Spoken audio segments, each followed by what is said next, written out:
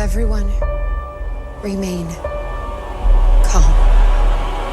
Yeah, that's how it always starts. But then later there's running and screaming. Somebody talk to me! What is happening?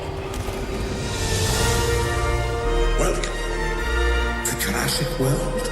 You're listening to the Jurassic Park Podcast. You want to consult here or in my bungalow? Hold on to your butts.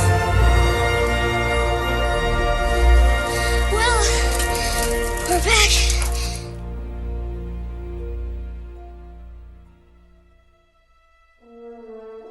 Hello and welcome to a special update episode of the Jurassic Park Podcast. I'm your host, Brad Jost, and today we're going to bring you some audio from Frontier Expo 2017. Our friends James Hawkins and Steve Hurrell from Jurassic Unicast were kind enough to go out to Frontier Expo for us this year and get a glimpse at Jurassic World Evolution. Equipped with VIP passes, James and Steve were able to secure a podcast space at the expo there, get some interviews with the creators, and do a lot of recording on their own, so we're going to hear a lot of that here today. Not all of it, we're going to save some for the future. But today we're going to hear an interview from James and Steve with developer Gary Richards. It's a great interview, and they're trying to pry out some information from him. Maybe he lets something slip here and there, so you're going to have to take a listen to that one. After that, the guys are going to wrap up their thoughts on Frontier Expo out in London, give their thoughts on the entire experience from start to finish, the venue, everything about it. So stay tuned for that. And after that, we're going to wrap up the episode with some audio James and Steve recorded from the Jurassic World Evolution panel with developers Michael Brooks, Andy Fletcher, and Nick Rogers. Don't forget to check out JurassicParkPodcast.com for all the latest updates on Frontier Expo, our podcast, and so much more. We got a ton of great content coming up here soon. But why don't we get this episode started off with a ton of great audio recorded by James and Steve. Thank you so much, guys. Let's take a listen. Okay, welcome back to the Jurassic Park Podcast, and we are Jurassic Unicast, and we are joined with Gary Richards, one of the developers of the Jurassic World Evolution game. How are you doing? I'm good, thanks. How are you? Not bad. We're really excited for you to obviously join us. We're honoured, really. Yeah. Could you tell us what your part with the development is, please, if you don't mind? So I'm the executive producer working on Jurassic World Evolution, and it's my job, along with the rest of the production team, to make sure that everybody that's working on the project knows what it is they need to do, when it needs to be done by, Yeah. and the expected quality levels. You're the. I want it in Cracking my the office whip. by now. I kind of. One of my I do spend a lot of my time saying no, which is unfortunate because people come up with fantastic ideas. We work with a great bunch of people. Yeah. But we only have so much time, we only have so much resources, and so we have to prioritise them. And best idea generally wins. Yep. No, that sounds fair enough. Yeah. So, like, if you was obviously, like, it's such a good sort of game to, like, what made you think, oh no, Jurassic World is in right now? Like, what gave you the vision, like, to do that style of game as opposed to like a first or a third-person shooter game like they are these days? So Frontier has a good history of working with animals in games, right back to 2004 when we did Dog's Life, and then Connect-em-alls. It was those fluffy tigers and bears just looked amazing, and the wide range of animals that we did with Zoo Tycoon. Yeah. And so you take all of that, and you know we're pretty good at making theme park games as well. Yeah. And so you know. The Jurassic Park license allows us to bring our skills to, you know, what is a fantastic franchise, and you know, I mean, what's not to love about dinosaurs? Everybody loves dinosaurs. I mean, my kids love dinosaurs. I'm not going to tell you how old I am. Yeah. I'm as old as I am. Dad in the world, then, aren't you, really, at the moment? So, you know, I've worked in the industry for a while, and my kids all know what I do, and they've spent the last 9 months going, What's going on? What are you working on? Can't tell you. What are you working on? I can't Blow tell their you. minds, isn't it, when you find out? When can you tell me? Well, I will tell you when it's announced. Yeah. And then when the teaser trailer came out, sort of a couple of, 6-7 weeks ago now at Yeah. Gamescom, and it was, I thought, right, I can finally show them. I sat them down in front of a PC and said, right, this is what I'm working on. And the look on their face was just amazing. And Blew their for minds. that moment, I became the coolest dad Yeah. ever. No, that's excellent. Can I see one? Yeah. So PC games are very versatile with mods and DLC extensions. We're both PS4 gamers. Is there going to be like any DLCs and mods that we can add into the PS4 versions, or is it strictly going to be just PC? So we're still trying to figure out what we're going to be doing in terms of the game and additional content for how. Yeah, obviously, yeah, you've got to try Yeah. So, like, if you can answer, will there be like, because I know on the Operation Genesis game, there was a limitation for like, you know, how many dig sites there would be compared to the PC version. I had the PC version, so I was okay. And obviously, you could have the extra content in there, like the files. You could change the files and stuff over, and you know, there was people modding them to change the skins. That obviously excited us as when we found this was coming out. PS4 is so more in depth than, you know, PlayStation 2 would have been. You know, can you answer anything about that? So we're making the game to be consistent across all platforms. Yeah. So, you know, you've got console markets and PC markets. Obviously, PCs generally have more horsepower Of course. Yeah. than, although, you know, the modern day consoles are They're getting up to the that. bounds Yeah. above, you know, what we had a few years ago. So it's the game. The user experience should be the same regardless of the platform that you're playing on. Okay. That's good to know. Yeah.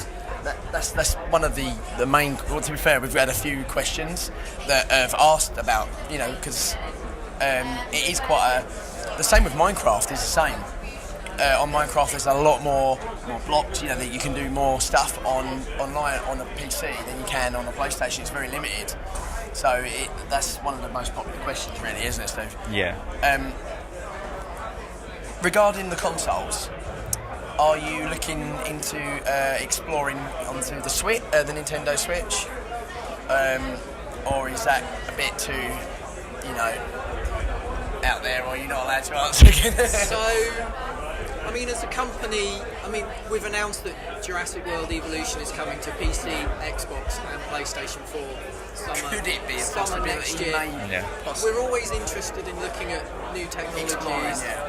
and you know, I Can't say Can't yes. say yes, and you can't say no. So as It's a company, we embrace new technology. You know, we live, Yeah. Obviously, we're talking about Jurassic World Evolution here, but Elite Dangerous, you know, it supports VR.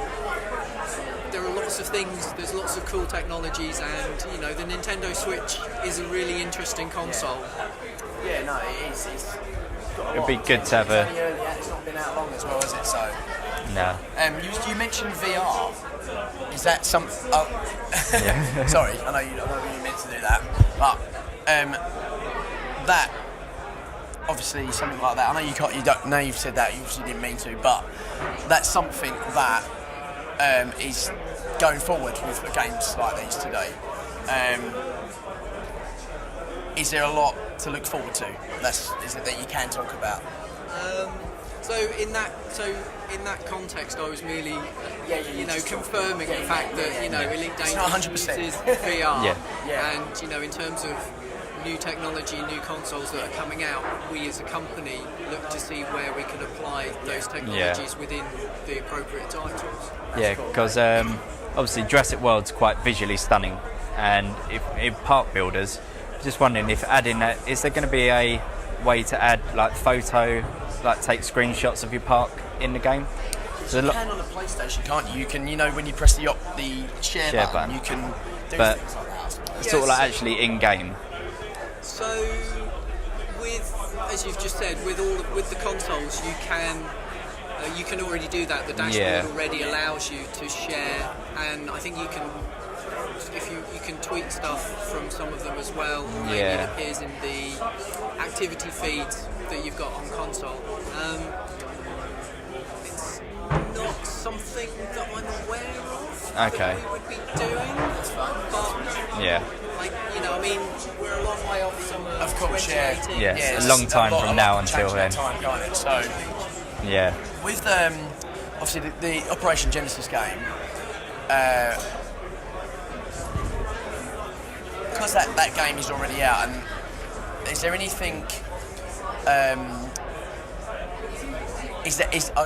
guess is this version of the game like a more in depth now? It's on a next gen console.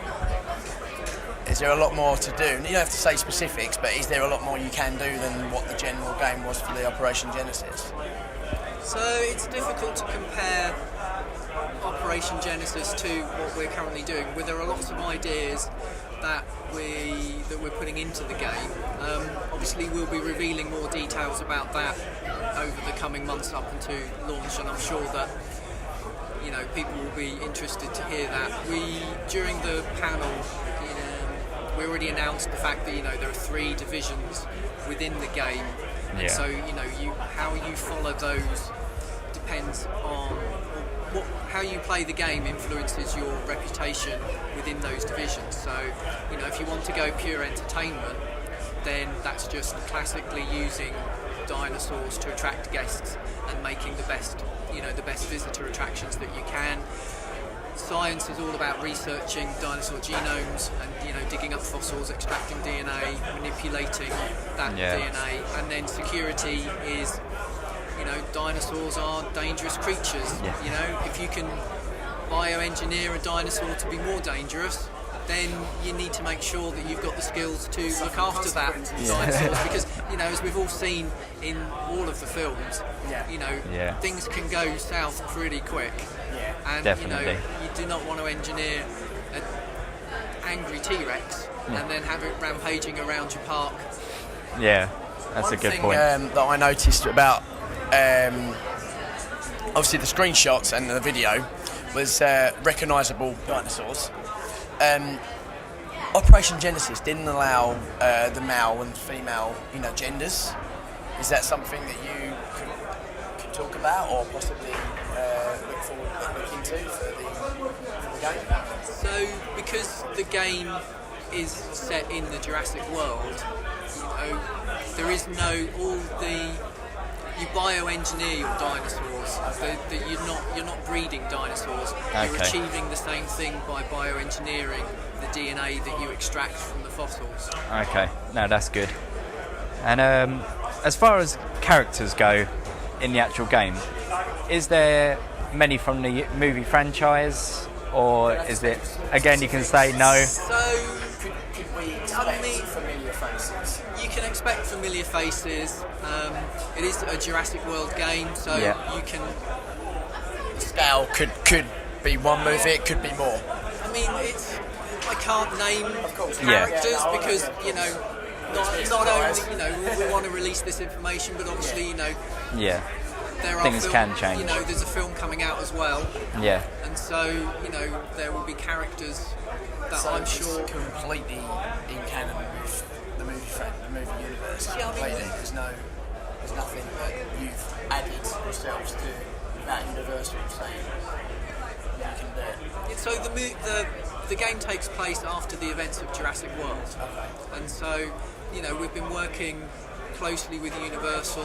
I mean, as Nick said in the panel talk that they gave, some of the dinosaur models that are in the game are models that Universal have sent us that they used in the films, and we've retopologized them, I think was the term he used. But in terms of the look and feel of the dinosaurs, they look and feel exactly like they do in the Jurassic World universe.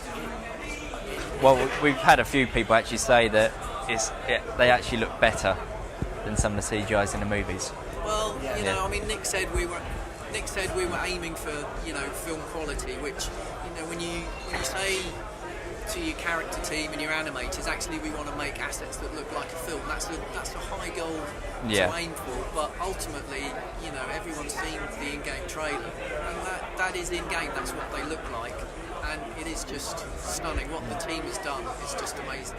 Well, that's a... Could we, that's brilliant. Could we ask you 2 more questions before you go, please? These are quick ones. Quick ones, yeah. Hopefully, you can say you can't answer, and that'll be easier if for you. But yeah, co-op. Me and Steve like doing a lot of stuff together online. Is there any way you can say that we could do multiplayer together capabilities at the same time?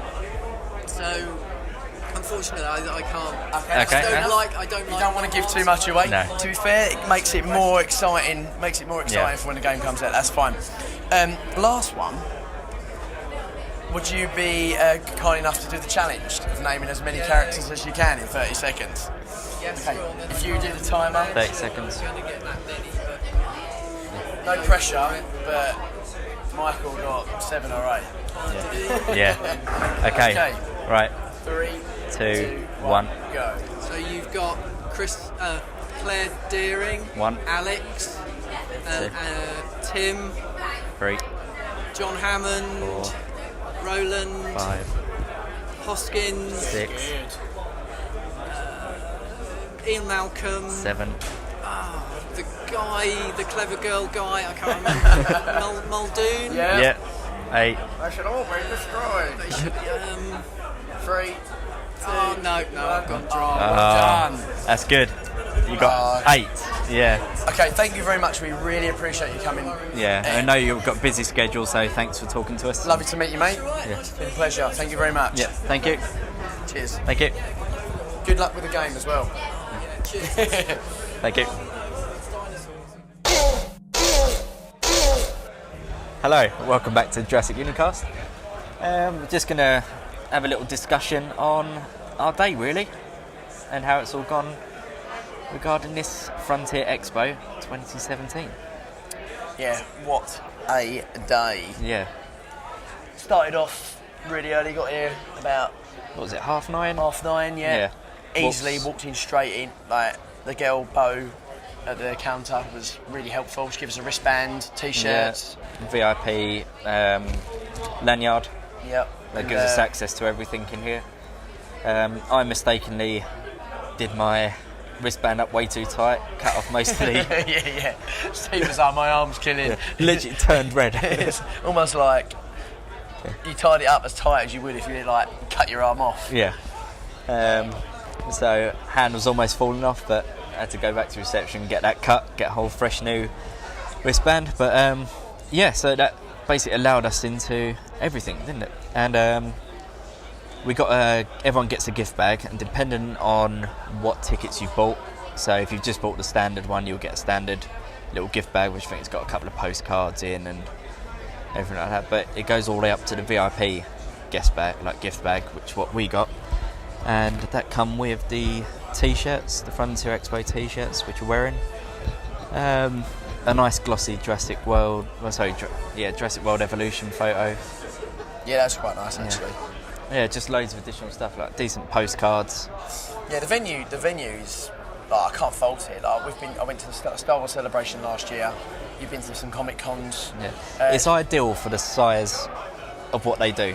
Yeah, like the amount of people that have come, it was ideal for. It was a little bit busy, but not to the point where you're queuing. No. It was, you had to just wait a couple of minutes and then you could, do whatever you wanted to do. Yeah. The Jurassic World set inside was brilliant. Yeah. The foliage, the animal, the raptors, the TV screen showing the trailer. Yeah. Again, the trailers, which I mentioned earlier podcast, the trailers on the TV screens weren't shown at the same time, which I thought was brilliant. So you could say, right, I've watched that, and then halfway through the other one's playing. Because usually they have TVs and they're spot on both end, start and end at the same time. Yeah, that was cool. They had a elite station, a Frontier Elite thing. It was like so, walking into that, you felt like you were in a NASA Star Wars NASA command center or something. Yeah, you did, honestly. Yeah. There was, the Hunger Games. Yeah. It reminded me of the game makers panel where you've got the big circular seating area. They're all sitting around in a circle, and you can prod the dashboard. The only thing that was missing was a hologram. Of the Death Star. Yeah. Let's face it. Oh yeah. If it had a hologram of the Death Star, that would have been like. Yeah. It'd have been That perfect. was it. That's the only thing that was missing. They had what are they called? The joysticks. Thrustmasters. Yeah, the newest version. Yeah. And that was really popular. They looked really cool. Responsive. Yeah. Does everything you need. Definitely highly recommend it. Yeah. And those Thrustmasters actually built it for this Elite game. Yeah, so it's perfect. If you're into that, then go get it. And it's not over that. They weren't that expensive. It was 45 We quid. got 25% off, didn't we? Yeah. We got a voucher. It was quite handy. We had a little walk outside, and outside they had the Jurassic Park Jeep, the Ford Explorer. Yeah. And it was just the little bits inside the Jeep that was quite little a nice details, little touch. yeah. They had the night vision goggles from Jurassic Park. The little park map at the back with the all the what do they call that? The little cards that are all sprayed out, and the can of Barbasol next to the yeah. So it's just the little details. The little touches were really cool. We did notice that the only thing wrong with the actual Jeep is there's no sunroof. No sunroof, so it's not. Yeah. It weren't the Explorer. But that's only if we're going to find details. I mean, let's face it. If I had a Ford Explorer, regardless if it's got a sunroof or not, that thing is going to be painted red, yellow, and green. Yeah. You know. Yeah. No. It's been a really, really good location as well. Like it was, we got to Stratford at Westfield Shopping Centre. We parked up quite really easily at that time of the morning. Yeah, it was dead, wasn't it? Was it Wickford, Stratford, 44 minutes or under 45 minutes? Yeah, nothing at all really. And then we got in. We walked to the venue, which is at the Here East. Yeah, venue, Here East, just right at the West Ham football stadium, and it's about a 15-minute walk, yeah. max, wasn't it? Really, weren't that much more than that. No. And then straight up. Yeah. Boom. Can't fault it. The staff here, they work really hard. Yeah. The guy Dale that was our kind of, he was getting the guys for us to interview. He's done over 20,000 steps. Yeah, the guy looks knackered. Yeah, he's been here since this morning. He's been working hard. But it shows the dedications, the staff. So if they're that dedicated to show the general public what they're doing here. Yeah, we felt like royalty, really, haven't we? Like, we've been in the VIP section. It was like all you can eat food, really. All you can eat, all you can drink. The actual staff serving, all friendly. The toilets, immaculate. Yeah. Cleaned every, God knows what, half hour, I reckon, at most. The venue itself, stunning, perfect. The sound was good in the auditorium thing. Yeah. The screen was good. Yeah, I can't fault it. No. Brilliant. No, it literally is perfect. Like I said, again, perfect size venue for what Frontier do. Yeah, perfect venue for what it is. They had quite a few panels as well, because they weren't just showing the Jurassic Park game. They were doing, is it Planet Coaster? Planet Coaster, yeah, that looked really good actually. Really good. Yeah, we did. It's definitely something I wouldn't mind playing. I think something the wife would like as well, actually. Yeah, it's a good one for anyone to enjoy. The thought of making your own Disneyland sort of has that sort of appeal, doesn't it, rather than to other people. Yeah, and they had Elite Gamers, which is another game that Frontier do. Yeah. It does look good, but I think it's a bit out of our depth, really. Yeah, well, with time as well. Yeah. But the main reason we're here is for the Jurassic Park. So there was a panel with Jack Horner speaking. Yeah, that was fantastic. Yeah, what a legend he is. We actually such a casual, laid-back guy as well. Yeah. We approached him as he walked in. Yeah. And we were walking Jack, out straight through the door. No. He literally come up through the lift, didn't he? And I double took him because I didn't expect to see him I thought Dr. Jack Horner would be backstage and then, comes in, has his talk, and if you're lucky you'll get to talk to him. But Jack's just walking around. Comes up the lift. I'm surprised he didn't come out with sunglasses on. Yeah. Yeah man, thug life.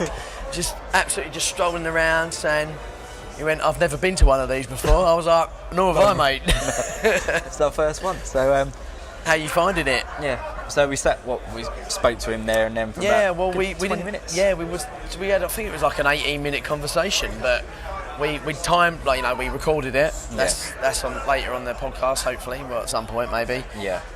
But some of the stuff that he was talking about is just unbelievable. Yeah, he was telling stories about his time on all the films, Jurassic Park 3 particularly. I think that was his favourite film, isn't it? I reckon it's because Joe Johnston, the way he directs, he was more, he was reliant on him.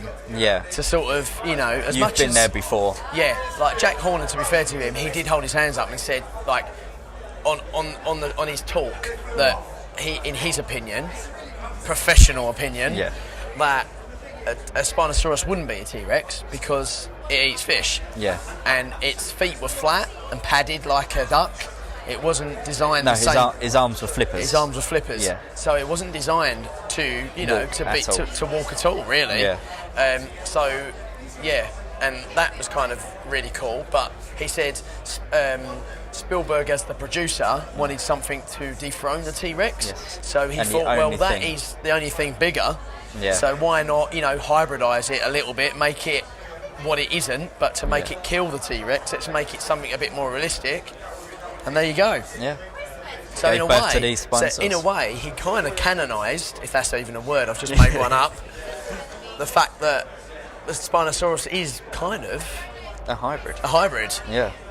It's there, set in stone. There you go. Ladies and gentlemen, boys and girls. And then you're obviously quite lucky to have him sign your book. Yeah, I've followed Jack Horner since I've been, like, well, old enough to read and be interested in the scientific side of dinosaurs. So I had his book in 2009. Yeah. So that's been like ages, and this come up, and I was like, yes, perfect opportunity. So yeah, he was kind enough to sign my book. Best wishes, Dr. Jack Horner.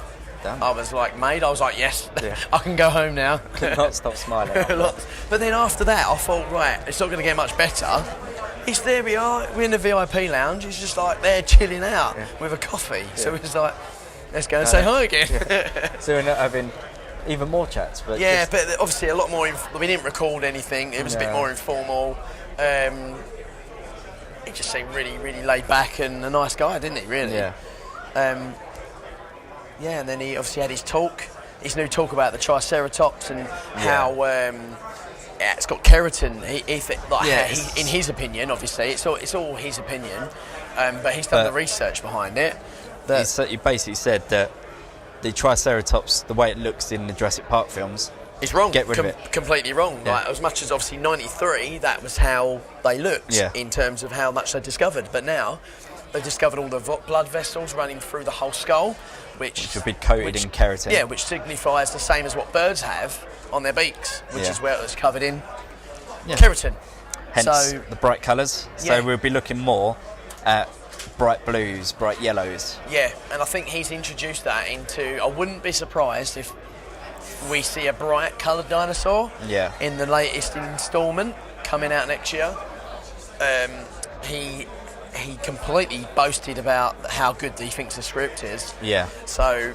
He didn't give much away. He didn't give anything away. Well, nothing at all. All he said, the script is good. Yeah, he said the script's really good. He loved the way it was going. He loved the fact that as much as, you know, it's been a real on the fence 50-50 how the genetic mutation of, you know, splicing the genes together to make hybrids. You know, some people want it to be original, but you know, he's right. Like, even I mentioned about that's what human nature is, to make these things as bizarre as they can, you know, but why not? Yeah. We can do it. Let's get a Diplodocus with a Dilophosaur's head on it. Why not? Just see what it looks like. People are going to want to see it, aren't they? Get a T-Rex that can swim underwater. Exactly. So why not? And to be fair, he backed that up completely, and he's right, really. It's the way human nature is, to explore and... You know, and life finds a way.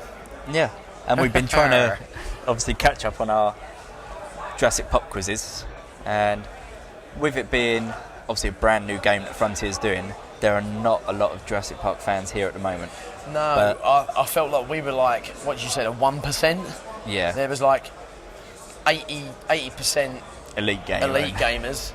The rest, and then the rest was split between Jurassic and Planet Coaster. Well, probably more Planet Coaster than definitely there was more Planet Coaster. Jurassic But Park. we did find a fair few, and we managed to get 10, maybe 9 or 10, I think, in the end. Yeah. Of we might go. There's an after party, so we might go in there and try and blag a few more, which would be quite cool. Yeah.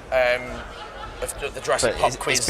It's been quite difficult. It's not It's as been easy really as I difficult. thought. Yeah. Nah. Obviously, if this was a Jurassic World exhibition, yeah, we'll be well into the hundreds of pop quizzes. Oh my god, it'd be mental. We'd have to make a couple of episodes, I reckon. Yeah.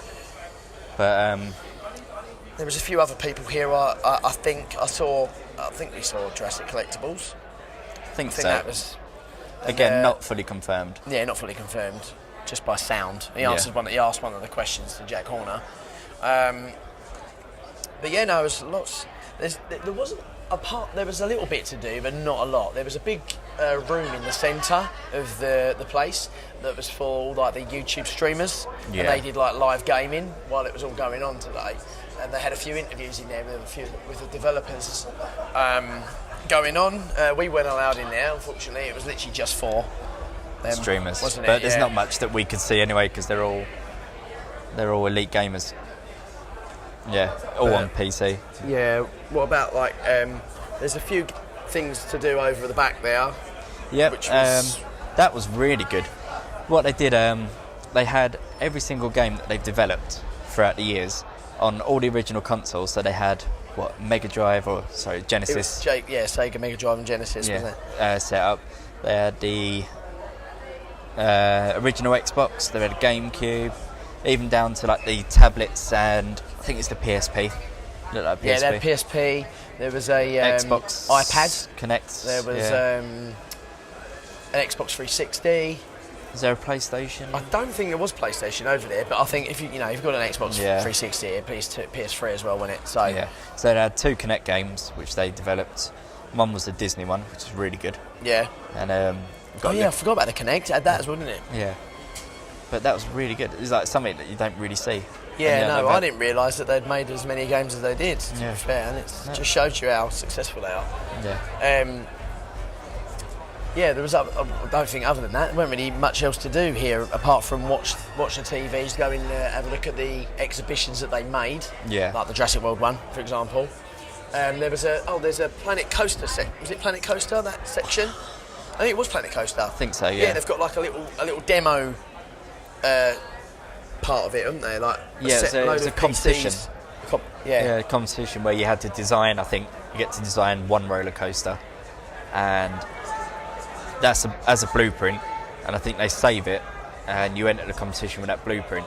And the winner, I think, hasn't been announced yet. I'm not sure. No, I don't. I wouldn't have thought so. No, but the winner actually gets a year's entry to a UK theme park.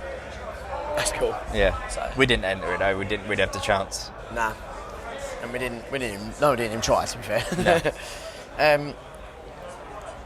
No. We'd obviously like to say special thanks to everyone who volunteered on the pop quiz. Yep. If you eventually get around to listening.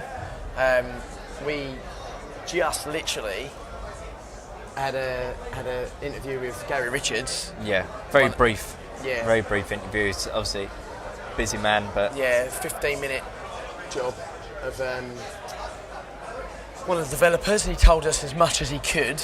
Yeah.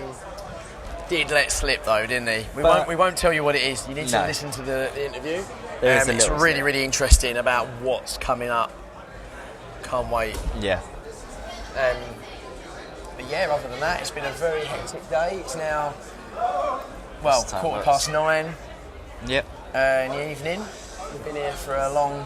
12 hours 12 now. hours. Yeah. But I can't fault the place. Brilliant. Absolutely quality. Yeah. Don't forget to follow us on Jurassic Unicast on Twitter, Facebook and YouTube, which we'll be posting a lot of our video log on of the day and like what we got up to, some pictures and bit of the talk on the panel will be on there. Don't forget to follow the Jurassic Park Podcast, which is what our segment's on, obviously. Yep. And Instagram. We're on Instagram now. Yeah. So I think we're pretty much on everything now. We're on everything. Yeah, we are on everything now. So you'll finally up to scratch. Yeah. We're in the 21st century. Yeah. Yes, you can find us on everything. Yeah. But we do most of our work on Twitter. Yeah, anything that we normally post is on Twitter, but we have got we've got links to Facebook. We've got a Facebook account, definitely, and you can find us on there. We do post normally when we post a video, we do share it on there. So if you haven't got Twitter, you can see it on Facebook. Search on Facebook for Jurassic Unicast, and just like our page, and anything that comes up, we'll post on there, which is good. Yeah, no, that's fine. But we're going to go now and enjoy the after party, really. The after party, why not? Well, I don't know what it involves, but we had lots of good entries of the pop quiz, 30-second name as many characters as you can challenge. So it's been a good day overall for everyone. Although they did struggle, didn't they? They did struggle with. I was surprised that they struggled so much. Up until the actual people who have had to sit and watch every single film religiously, read everything to build this game. Those were the only people that did well. Yeah, definitely. But the actual Jurassic Park community is quite poor. Yeah. The people that generally watch have watched it only a few times, not got a Scooby, have they? And I'm not going to tell you what the scores were, but you'll find out. Dr. Jack Horner may shock you. Yeah, Dr. Jack Horner might shock you. His score was shocking. Unbelievably. Yeah. But no, it was good fun. He enjoyed the challenge nonetheless. Yeah. Now, he did say that if you were to give me the dinosaur names, like the actual names of dinosaurs, it would fly for it. I could name the dinosaurs. But yeah, anyway, don't forget to check out our last episodes that we were on in Brad. We've got the commentary, the Jurassic Park commentary, the Jurassic World commentary, and the Jurassic Park The Lost World. Yeah. Done 3 commentaries now, haven't we? I think we've done 3 commentaries. I think we've definitely done 2. Yeah, I think it's 2. Jurassic World and Lost World. We haven't done Jurassic Park 1, actually. We're on episode 117 on the Jurassic Park podcast. Episode 97. Episode 84. And we've done lots of stuff with the other members of the community. We've done a few pop quizzes now. We've done the 100th episode, didn't we? Yeah. With a lot of other people. So collaboration. The collaboration, that was a really good fun one. Yeah. There was quite a few of us on that with Aaron Bayer, Jennifer Terrick, Jay Jurassic. That was really cool, actually. Yeah. We spoke about so much stuff. But yeah, so feel free to check all them episodes out. And catch you later. See you later.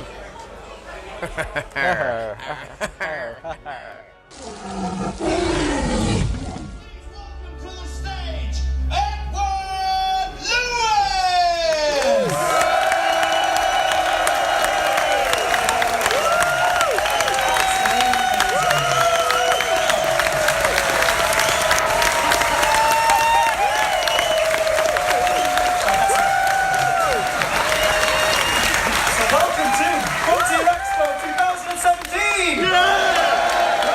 From here east in London, we have a very special show for you guys tonight. And we love you too. I wonder how long that's going to go on for. So that's enough. You've had your fun now. It's Alright, so yes, live from here east in London. It's been an absolutely incredible special day for us here. You guys all here in the audience, I think, have you had a good time today? Yes, good, all affirmative. Alright, well, let's have a look at Frontier's latest game announcement. It's Jurassic World Evolution.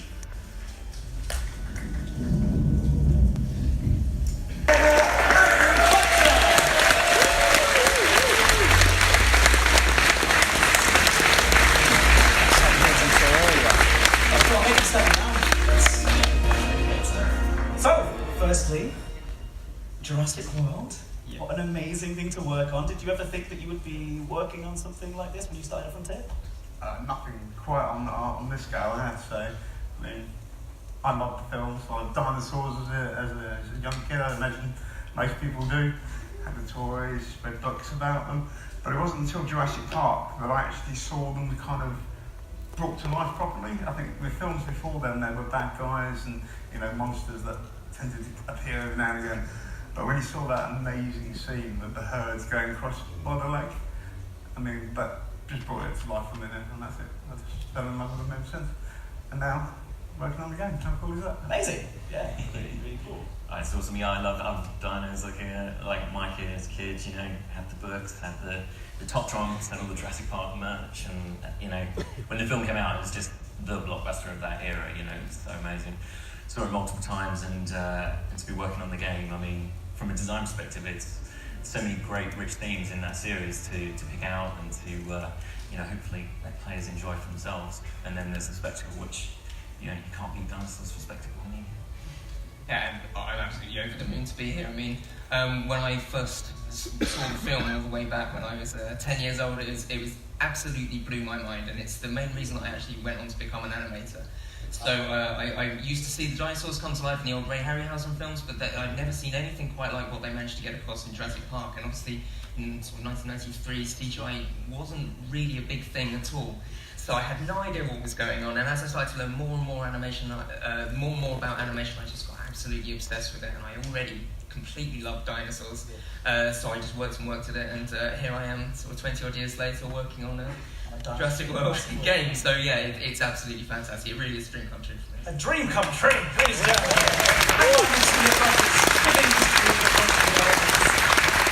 Everyone's living a dream of Frontier. So, I mean, what makes, talking of Frontier, what do you think makes Frontier a perfect fit for working on Jurassic World Evolution? So there's a couple of reasons, I think. I mean, the first one is that the games we make, we have a passion for the genre or the topic we're in. So we're making them dangerous, you know, people love space, astronomy, and that the passion was there in the team.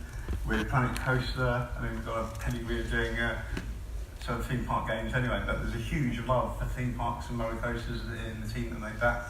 And, you know, for Jurassic World, who doesn't love dinosaurs? I mean, the enthusiasm on the team is just beyond this world. But sort of more than that, I think you also look at the history of the games that we made at Frontier. When I joined the company back in 2003, we were working on a game called Dog's Life, which if you've been to the museum, you might have had a little play at. And in that, you basically control a dog called Jake. And since then, we've done the Wild expansion for Frosty 3, we've done Zoo Tycoon, we've done Connectables. So we've got a history of just bringing animals to life in computer games. And dinosaurs is the ultimate challenge, but one we're very happy to be taking on. Absolutely. So, build your own Jurassic World. That is I think it is on the trailer. Yeah, that's the sort of tagline from the trailer, using our social media as well. I think that people have been waiting, people at home, I know we're watching, and maybe some of you guys in the audience, waiting for quite a while for a game just like this, you know, a game where you build your own Jurassic World. So why don't we tell people actually what the game's going to be about? Yeah, well, build your own Jurassic World, you know, we think this is the core fantasy really that's in the movies.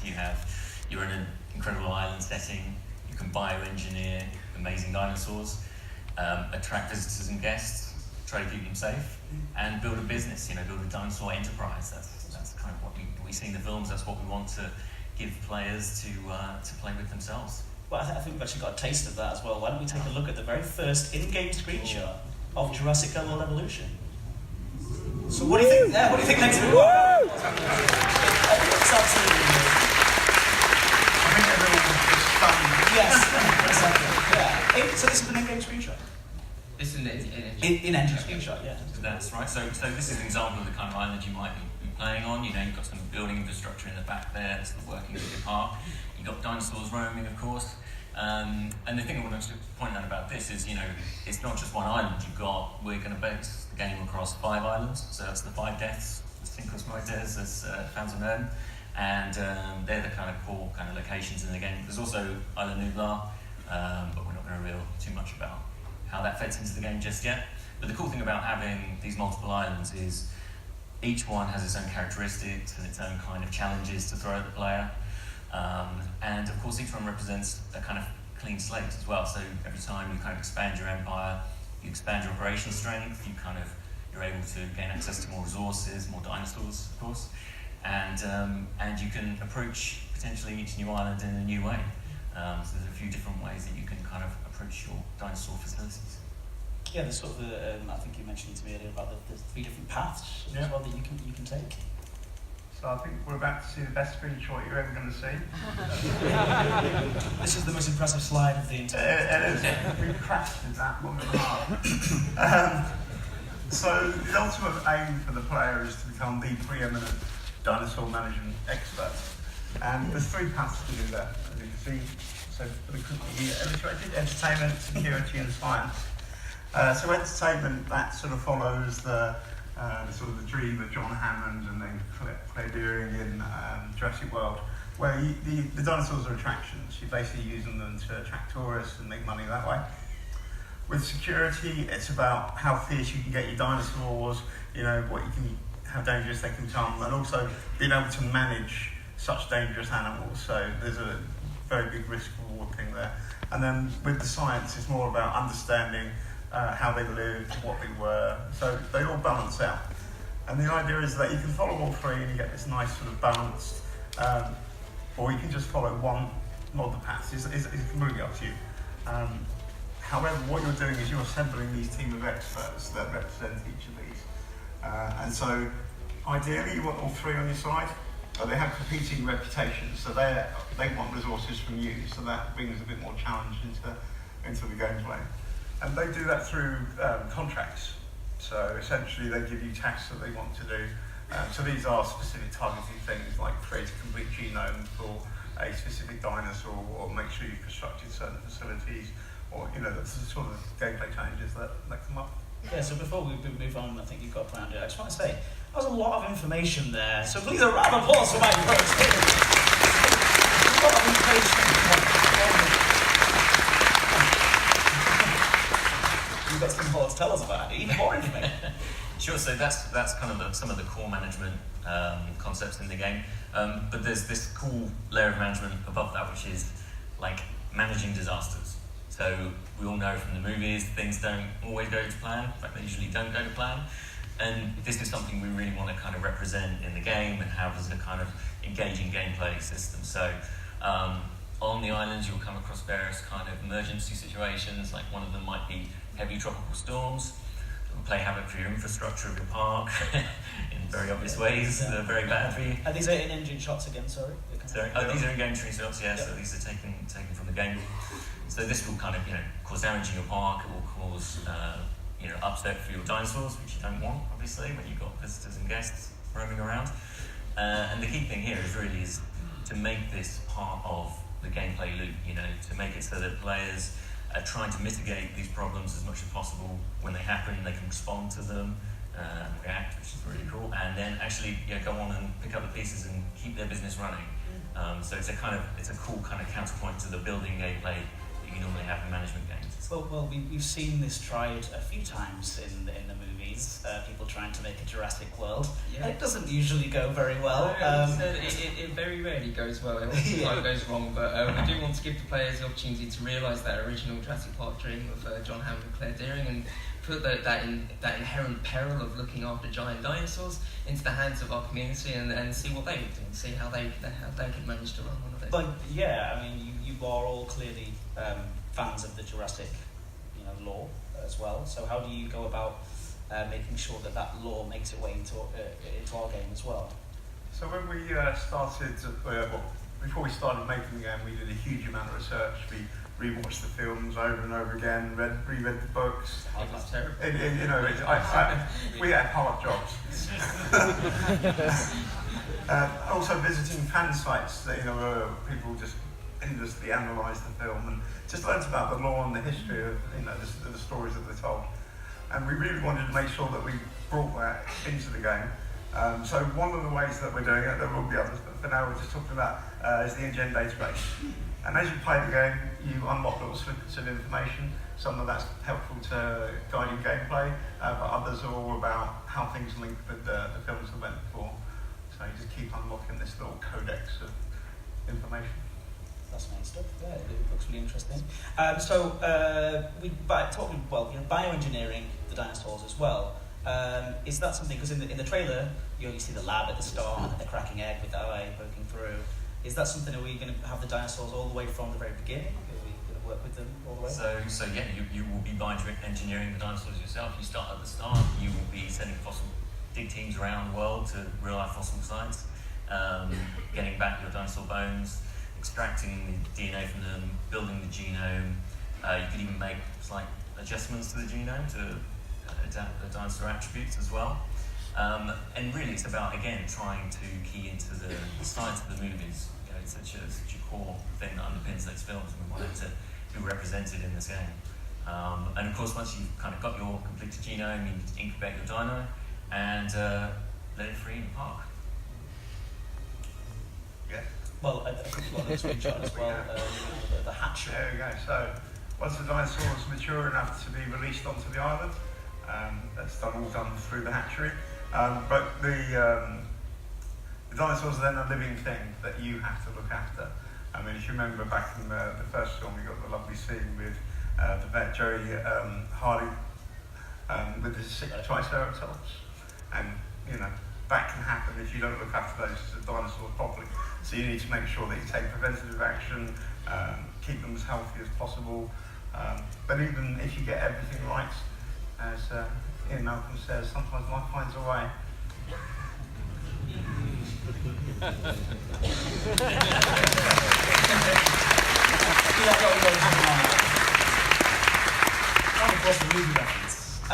Yeah, so well done, 2 in 1 sentence.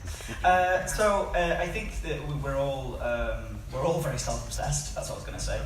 Humans are quite self-obsessed, but of course the real stars of the show in Jurassic World and Jurassic Park, it's the dinosaurs, isn't it? It absolutely is the dinosaurs. So while this is a management game at heart, we really wanted to get the dinosaurs right. So when we first started looking to make this game, we set our art targets and our animation targets squarely at the quality of the film. We didn't just want to make the best dinosaurs that we'd seen in video games in the past. We wanted to make some of the best dinosaurs that people have seen, full stop. And that was a nice, crazy high expectation to set my animation team. They enjoyed that. And as we can see here, this is a render of one of the actual in-game assets. This is our Parasaurolophus, and this is exactly the same as the model that you'll see in the actual game. It's an incredibly high level of detail, and our character artists have really outdone themselves and created truly amazing levels of detail with these. We've worked very closely with our partners at Universal, and they've actually been kind enough to send us some models actually from the Jurassic World films, which we've retopologized and put directly into our game as well. So there's a level of authenticity that is, it's on par with the films. It's absolutely perfect. And then this incredible character art is combined with some of the best animators in the industry, some incredible audio guys, and some fascinating behavior and locomotion code that's come across to create some of the most believable animals we've ever done. And as Michael alluded to earlier, we've got over 10 years experience of doing animal animation. It's something we do really well. It's the reason I came to Frontier, actually, was when we started working on Connectimals. I was blown away with the kind of animation work that we managed to do there, how believable the animals were in that. And we've managed to take all of that, and this is really the accumulation of this work. And so we're going to put it all together and hopefully create some creatures in this game that surpass anything Frontier's ever done before. Well, they look like this, right? They look like this. Well, this is it. This is the T-Rex.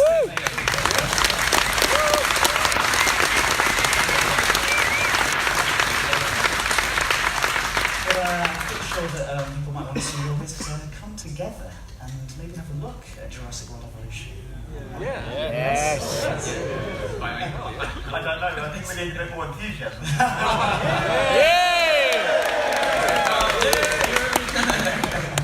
Alrighty then. So what we're going to see now is some in-game footage from one of the islands. It's over Matanceros, and some of the incredible stars of the show. Let's have a look.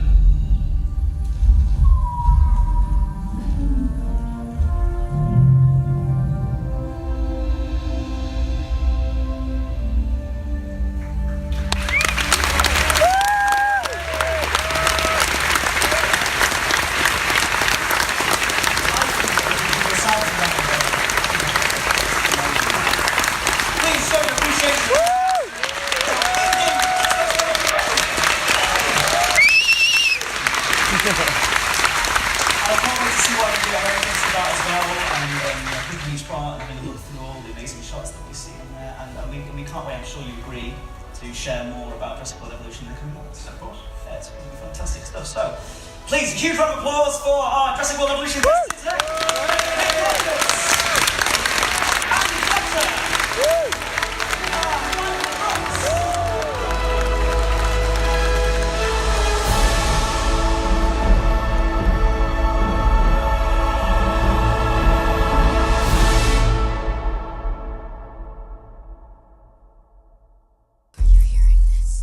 Make sure to visit JurassicParkPodcast.com to find all our past episodes, brand new news articles, information on how to contact us, and much more. It's a great source for everything related to the podcast, and of course Jurassic Park and Jurassic World. Head to JurassicParkPodcast.com and help us build a great community. Anybody hear that?